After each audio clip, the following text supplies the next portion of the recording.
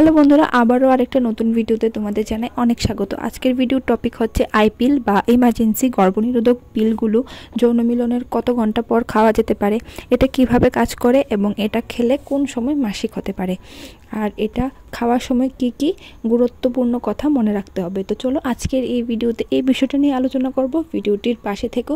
তো চলো আজকের এই ভিডিওটা শুরু করা যাক। ইমার্জেন্সি গর্ভনিরোধক পিলগুলো হলো এমন বড়ি যা অরক্ষিত যৌন মিলনের পরে 120 ঘন্টা বা 5 দিন পর্যন্ত নেওয়া যেতে পারে, যাকে মর্নিং আফটার পিলও বলা হয়।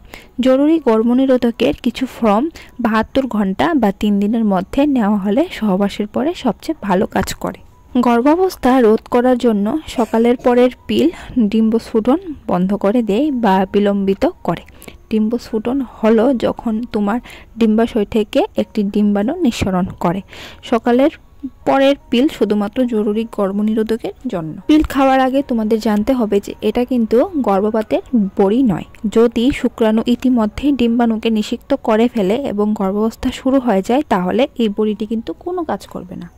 আই পিল হলো একটি জরুরি গর্ভনিরোধক ট্যাবলেট যা অরক্ষিত মিলন বা গর্ভনিরোধক ব্যর্থতার ক্ষেত্রে অবাঞ্ছিত গর্ভাবস্থা প্রতিরোধ করতে ব্যবহৃত হয়। পিল ব্যবহার করা হয়, তবে এটি সাধারণ ক্ষতিকারক নয়। তবে কিছু কিছু ক্ষেত্রে বমি বমি ভাব, ক্লান্তি ও পেটে ব্যথার মতো বিরূপ প্রভাব ফেলতে পারে। সহবাসের 24 থেকে 72 ঘন্টার মধ্যে আইপিল গ্রহণ করা উচিত এবং এটিকে গর্ভপাত প্ররোচিত ওষুধ হিসেবে ভুল করা উচিত নয়। তাই 50 থেকে 100% সময় এক ডোজ জরুরি গর্ভনিরোধক বড়িগুলো গর্ভাবস্থা এড়ায়। ডিম্বস্ফুটনের সময় বিএমআই এবং ওষুধের মিথস্ক্রিয়া হলে কিছু কারণ যার কারণে জরুরি গর্ভনিরোধক বড়িগুলো ব্যর্থ হতে পারে। আরেকটা কমন প্রশ্ন যেটা হচ্ছে যে পিরিয়ড কোন সময় হয় আইপিল খেলে।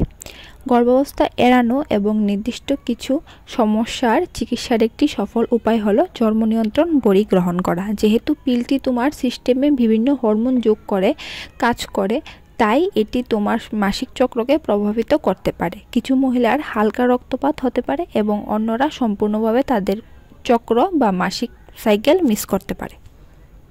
তো চলো আজকের মতো আমি এখানে আমার ভিডিওটা শেষ করছি। কেমন লাগলো আজকের এই ভিডিওটা নিচে কমেন্ট করে জানিও। ভিডিওটি ভালো লাগলে লাইক করে দিও। আবারও দেখা হচ্ছে নতুন একটা ভিডিও নিয়ে। ততক্ষণে তোমরা সবাই ভালো থাকো, সুস্থ থাকো। Till then take care, bye bye, thanks for watching.